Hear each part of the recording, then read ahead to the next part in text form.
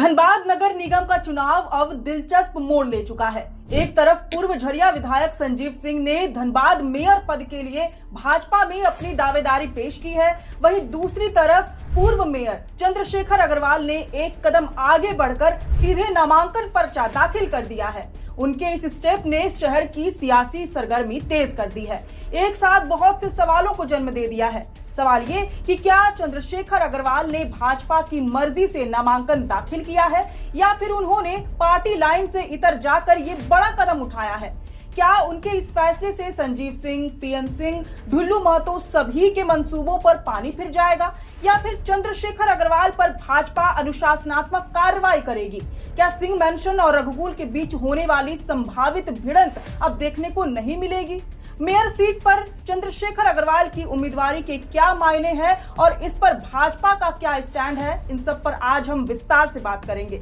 सबसे पहले जोहार, नमस्कार, मैं हूं अंशु और आप देखना शुरू कर चुके हैं the fourth pillar live. Dhanbad सहित झारखंड के सभी 48 नगर निकायों में होने वाले चुनाव के लिए आज यानी कि 29 जनवरी से नामांकन की प्रक्रिया शुरू हो चुकी है। नॉमिनेशन दाखिल करने के लिए अंतिम तिथि 4 फरवरी तय की गई है। नामांकन के शुरुआती दिन ही धनबाद में सियासी हलचल तेज हो गई। इसका कारण बने धनबाद के पूर्व मेयर चंद्रशेखर अग्रवाल, जिन्होंने नामांकन पर्चा दाखिल कर दिया है। यानी इतने दिनों से चल रही अटकलों पर अब पूर्ण विराम लग गया है। बतौर प्रत्याशी चंद्रशेखर अग्रवाल धनबाद नगर निगम में अन्य प्रत्याशियों के लिए बड़ी चुनौती साबित होंगे, बशर्ते स्क्रूटनी के बाद उनके नामांकन में कोई त्रुटि नहीं पाई जाए और वह अपना नामांकन वापस न ले। प्रत्याशी चंद्रशेखर अग्रवाल ने आज अपने समर्थकों के साथ समाहरणालय पहुंचकर नामांकन पत्र दाखिल किया।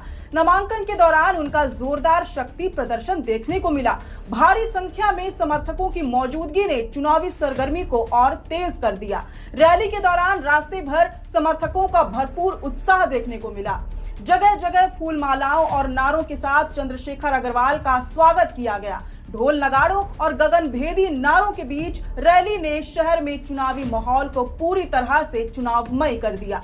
इसके बाद मीडिया से मुखातिब होते हुए चंद्रशेखर अग्रवाल ने पूरे आत्मविश्वास के साथ कहा कि जनता एक बार फिर उनके काम पर भरोसा जताएगी और उन्हें सेवा का अवसर देगी। लेकिन इन सब के इतर आपके लिए ये जानना सबसे जरूरी है कि चंद्रशेखर अग्रवाल भाजपा के नेता हैं। भाजपा एक बहुत ही अनुशासित पार्टी मानी जाती है। भाजपा का कोई भी नेता पार्टी लाइन से इतर जाने की जुर्रत नहीं करता और अगर वह कोशिश करता है तो उस पर अनुशासनात्मक कार्रवाई की जाती है।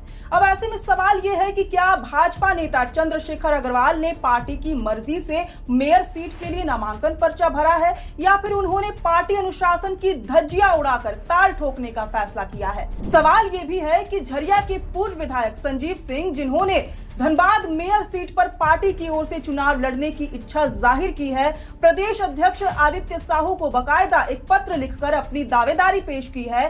क्या उन्हें साइडलाइन किया जाएगा और क्या होगा धनबाद से भाजपा सांसद ढुल्लू महतो के मंसूबों का, जो मेयर चुनाव में अपनी पत्नी सावित्री देवी को उतारने का पूरा मन बना चुके हैं। और क्या होगा पूर्व सांसद पीएन सिंह की ख्वाहिशों का, जिन्होंने संसदीय राजनीति का मोह छोड़ दिया और अब मेयर चुनाव में अपने बेटे प्रवीर प्रियदर्शी को उतारकर धनबाद की शहरी राजनीति में उन्हें लॉन्च करने की तैयारी कर रहे थे। संभावना जताई जा रही थी कि इस बार सिंह मैंशन और रघुकुल के बीच मेयर सीट के लिए जबरदस्त भिड़ंत देखने को मिलेगी। कांग्रेस के खेमे से पूर्व विधायक पूर्णिमा नीरज सिंह को लेकर तो संभावनाएं बन रही हैं। दूसरी ओर भाजपाई खेमे से पूर्व विधायक संजीव सिंह के चुनावी मैदान में उतरने की बात चल रही थी। चंद्रशेखर अग्रवाल के इस कदम ने क्या सभी संभावनाओं पर फुल स्टॉप लगा दिया है या फिर भाजपा आपसी सहमति से अपना उम्मीदवार उतारकर चंद्रशेखर अग्रवाल पर नामांकन वापस लेने के लिए दबाव बनाएगी। इस संबंध में अधिक जानकारी हासिल करने के लिए जब हमने भाजपा के प्रदेश प्रवक्ता अजय शाह से संपर्क किया तो उनका कहना था कि पार्टी की ओर से अभी तक उम्मीदवारों का ऐलान नहीं किया गया है। प्रत्येक निकायों पर भाजपा समर्थित केवल एक उम्मीदवार ही होंगे। आने वाले 1 से 2 दिनों में सभी सीटों पर भाजपा अपने प्रत्याशियों की आधिकारिक घोषणा कर देगी। हालांकि अजय शाह ने यह भी कहा कि चूंकि निकाय चुनाव दलीय आधार पर नहीं हो रहे हैं, ऐसे में पार्टी का कोई नेता अगर चुनाव लड़ने की इच्छा रखता है और नॉमिनेशन दायर करता है तो वह स्वतंत्र है।